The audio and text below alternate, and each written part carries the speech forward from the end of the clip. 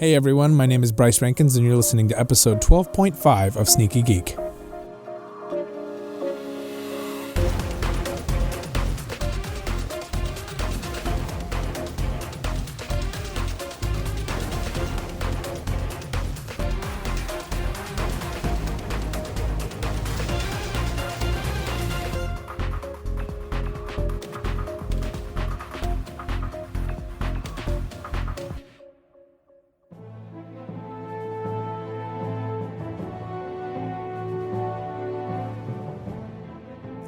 So Dave, Yes? we are at the lovely point in our podcast where we discuss further reading and various other pieces of information that we should include for those who want to explore this a little bit further. So I have a few questions for you. I got answers. So in this, we have allusions to old gods, new gods, mythology of the Atlanteans and the Amazons and the gods, and a little Green Lantern action. Oh, I loved that. So good. We have this idea that there's much more to this universe, and it's given to us in bits and pieces. Sure. But if you wanted to explore that a little bit more, where on a broad spectrum can we start looking? The stuff with Darkseid, who gets name checked, Yeah. and Steppenwolf, that all comes from Jack Kirby, whom we've talked about on this podcast before. Quite a lot. And we will talk about again, I'm sure. But Darkseid in particular was a key player in his Fourth World saga, which covered 4 series when he came over to DC from the Bronze Age. The New Gods, Mr. Miracle, The Forever People, and Superman's pal Jimmy Olsen.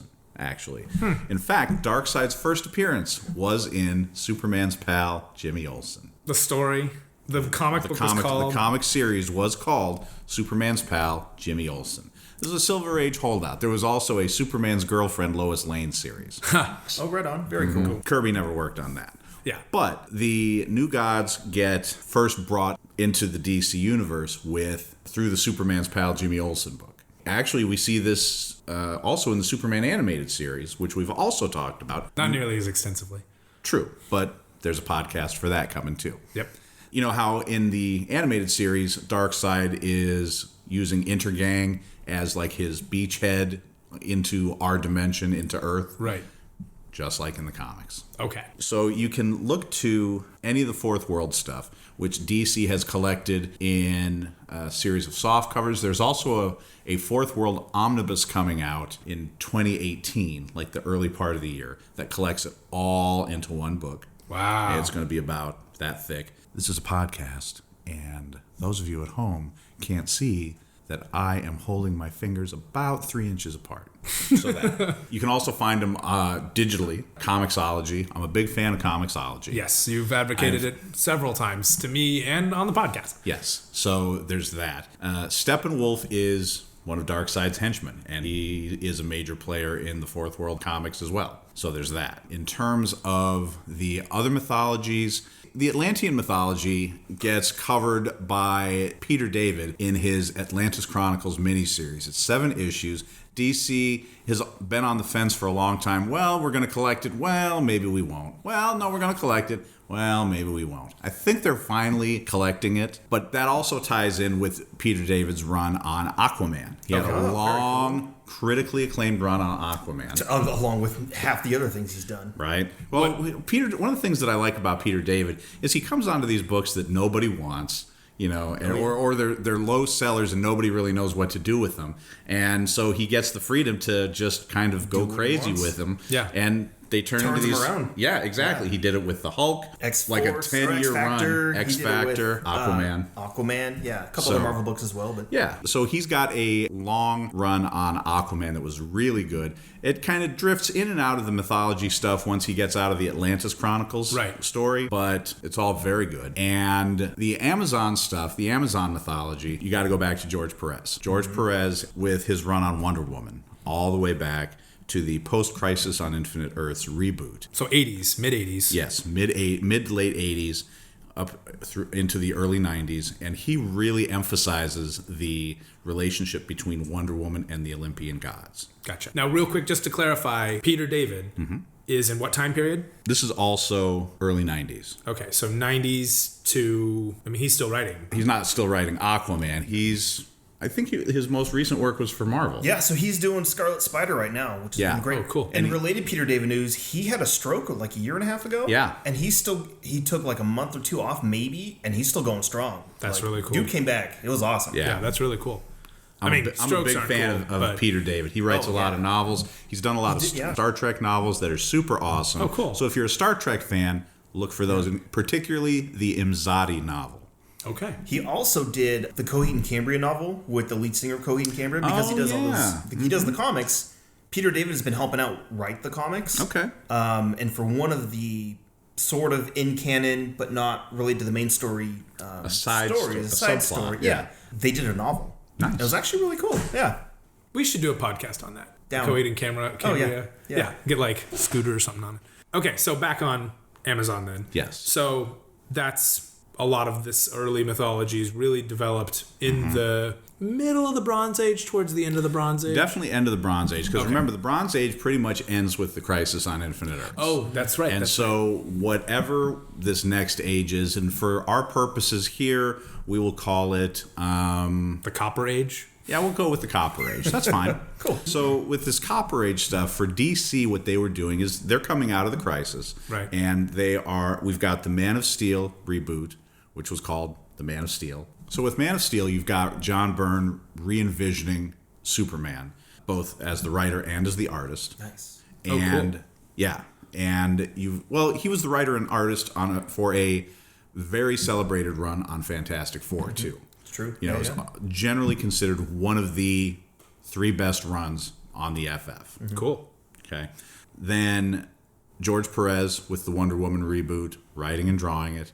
And then Batman gets a reboot that doesn't restart the numbering, but they start off with Frank Miller's Batman Year One. Oh, yeah. And go on with that. That's the goddamn Batman, right? That's Dark Knight Returns. So that's Batman at the end of his career. Okay. But about the same time period. Dark Knight Returns and Watchmen came out about the same time. Gotcha. Okay. So Steppenwolf, major part of this film. What would you... Is there a considerable quintessential Steppenwolf story? Not really. Okay. Because here's the deal. Steppenwolf he's Darkseid's uncle. And he is... when he shows up in the Fourth World comics, he's working for Darkseid. So he's kind of a B-list villain. Yeah, kind of. Yeah. He's not. He's the kind of the first wave. First wave. Okay. Yeah. Okay. It feels like almost like a mafia. So Darkseid may be like the Don, and the strange uncle that has spent his fair share amount of time and is a considerable threat in his own right. Steppenwolf is obviously a considerable threat in his own right. Right. But he knows that he is now no longer the top dog. Yeah.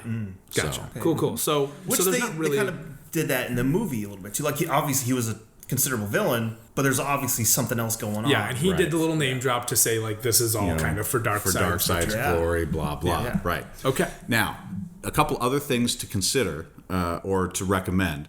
James Robinson and Nicola Scott started a series during the New 52 called Earth 2, and it's like alternate Earth. And we've talked about the multiple Earth I think a little bit theory that in the DC universe the multiverse, before. Yeah, the multiverse. So when the New 52 revamped Earth 2, it got its own book. Robinson wrote it. Nicola Scott drew it. And those first few issues are a big inspiration for the final battle sequence in the Justice League film. Cool. Yeah, when Steppenwolf builds this tower, and that's kind of the staging ground for the invasion. Right. That and we've got Wonder Woman and Superman and Batman got to deal with the tower. That is straight out of Robinson and Scott. They're even credited. In it. Yeah, they are.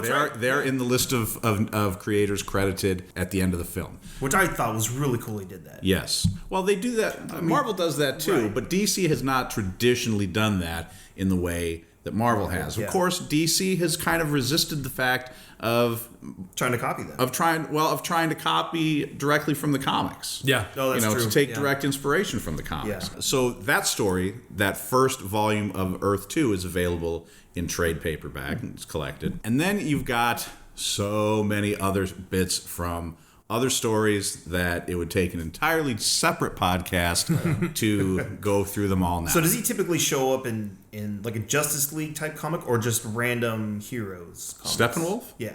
Steppenwolf is definitely a Justice League level threat. Okay. Lately, I mean, like I said, was starting with originally the New Gods work, the Fourth World stuff, was largely self-contained. Oh, okay. You know, It's all Jimmy Olsen's problem. except for Jimmy Olsen. Yeah, that was the weird part because that was where Darkseid first appeared. So that's our Justice League podcast. So it was. I loved it. I know you guys both loved it. Totally. And I loved it so much more than I expected. oh my gosh. Okay, so let's talk about what we're reading real quick. Little plugs. You read anything? Let's stick with the Justice League specifically. We got anybody on the Justice League Like that you're members, that kind of thing. something you're reading, something you're watching, historically or otherwise? I am reading James Robinson's Wonder Woman run right now, and I'm really enjoying it. Of course, I'm so in the bag for Robinson anyway, but that's a different podcast. But so I'm enjoying that. I am looking forward to Christopher Priest taking over one of the Justice League titles here in a couple of months. Oh, right. I heard about that. So I'm super excited about that. Christopher Priest is famous for writing. Christopher Priest is probably going to be best known for things like his run on the Black Panther, which was super awesome, and Quantum and Woody, which was like Lethal Weapon with superheroes. Okay. Nice. One partner is super straight-laced and taking care of business, and the other is off his rocker. Nice. So yeah, Quantum and Woody. But yeah, so I'm looking forward to Priest's run on Justice League, and I have been reviewing and enjoying immensely Justice League Unlimited, the animated series. Right. And if my wife happens to be listening to this, I'd really like the Justice League Dark Blu-ray for Christmas. Shameless plug. I can dig it. Yeah. Brian, are you reading anything DC right now? Not well. Yeah. So I talked about before the metal crossover event. Yep. I just picked up Death of Superman trade yesterday. Oh, that is so good. And Nightfall Volume 1. Oh, that was so good too. Both on sale. Both were on Black Friday sale. Yeah. Can I just tell you? Hell of a deal. I am super jealous that you guys get to experience them all in these one chunks. Because when I was your age, I had to read. Okay. I had to wait each week, and I'm not knocking you guys. Oh no, because I am, because I know that's a super gatekeepy and douchey thing to do. Yeah. Well, you're not a real fan because you didn't have to wait. Fuck that. I'm jealous that you didn't have to wait. But there was something back in the day to having that's having to wait, that wait time for that next chapter just to talk with the homies. I hung out at the comic shop a lot, and well, that kind of grass thing is greener. I kind of miss that sometimes. See, and you know what? I give Bryce crap too because he's going through a lot of my comics. And he's like thousands. And he's like, I loved Secret Invasion. I'm like, I hated Secret Invasion because it took too damn long, and I had to wait. But I read it over the course of a month. Yeah. Start to finish with and I was like, give me every tie-in. Yeah, bring and I'm them like, all. I don't want to. I'm not even reading it. I'm over it. But I did, and he loved it, and which was cool. And Secret Invasion had some problems, but that's a different podcast. it is, yeah. But also, it's the same sort of thing with like people binging stuff on Netflix. Yeah. But we had just gotten out of Justice League and went straight to we stopped at Baja Fresh, but then we went straight to the comic book shop. And we're like, we need some DC stuff. I went hungry for DC stuff. Yeah. Now, with your Death of the Superman, did you just get the Death of Superman story, or did you get the other two? Yeah. Oh, dude. So I'll show you the tray when we're done here. Yeah. Is it that big or that big? It's that big. Okay, so this is a podcast, and Dave had his fingers approximately 1.5 inches apart, and then about 1/4 of an inch apart. So after you read The Death of Superman, you need to Ryan chose the 1/4 of an inch apart. You need to read. I'm leaving that in. Of course you are. That's also what she said. Sorry, Mom. Anyway, so you need to read the two sequels. Okay. Because remember, this is all happening in the monthly books. And see, I remember it happening when I was a kid. I didn't pick up books, but I was around the scene, and it was big on the news. Oh, yeah. So after you read Yeah. The Death of Superman, you need to read Funeral for a Friend, which was the next set of issues. Awesome, yeah. And The Return of Superman. And actually, the Return of Superman plays into some Green Lantern stuff that happened next. Oh, awesome. Yeah, so we can talk about that once you finish those. Perfect. I'll get on it. Now, Shaba, what about you? What are you reading? Also in a massive just push to get more DC stuff, I went back to my old comic book shop where I have about a 4-inch stack of comics I haven't picked up since I subscribed to them. And I bought a huge chunk of my Green Arrows. I got all my Green Arrows back and said, thank you so much for holding these, you sweet, kind, wonderful humans. Yeah. And then I picked up... Shout out to Silver Wolf Comics, BT Dubs. That's where we picked up the bugs. Yeah. And then I picked up the last issue of Batman before Nightfall. Yeah. At the very end of the comic, it says, next issue, Nightfall, issue 1. Okay. And it started with its own title, so it was like a one single issue arc, which is really cool. Mm-hmm. One shot story. And then I picked up Crisis on Infinite Earths, finally. Nice. Yeah. That is a seminal text in DC history. Yeah. So I picked up also that. On sale. And everything was 50% off, so it was great. Mm-hmm. I haven't gotten to read it yet, but I have read some of the introduction. I am over the moon to have this book in my collection now. Well, I can't wait to hear what you think about it. All right, so everybody, thank you so much for listening to the podcast this week. Sorry about not giving you that Thanksgiving podcast, but hopefully this little 2-for-1 deal you got was something you could appreciate. Have a good one. Yeah. Thanks.